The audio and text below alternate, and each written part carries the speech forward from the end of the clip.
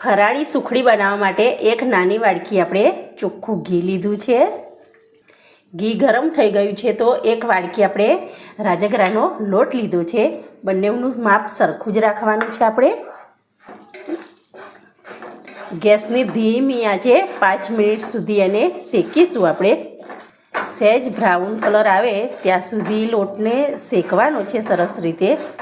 ઉપવાસમાં ખાવા માટે ફક્ત 5 જ મિનિટમાં આપણે રેડી થઈ જાય છે આ સુખડી. લોટ શેકાઈ ગયો છે સરસ, આપણો આમ બ્રાઉન કલર થઈ ગયો છે. તો આપણે ગેસ બંધ કરી લેવાનો છે. પહેલાં એક વાડકી ઝીણો સમારેલો ગોળ લીધો છે, આપણે એ એડ કરી લેવાનો છે. એટલું ધ્યાન આપવાનું કે ગેસ બંધ કર્યા પછી જ આપણે ગોળ એડ કરવાનો છે. એક પ્લેટમાં આપણે સરસ રીતે આવી રીતે ઘી લગાવી લેવાનું છે. સરસ આવી રીતે આ ડીશમાં લઈ લેવાની છે આપણે આ સુખડીને.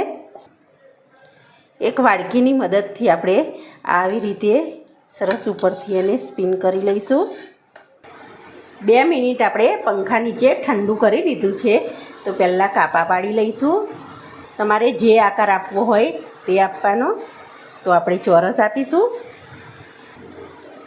આ રીતે આપણે બદામ ઉપર મૂકી લેવાની છે. ફરાળી સુખડી આપણી રેડી થઈ ગઈ છે.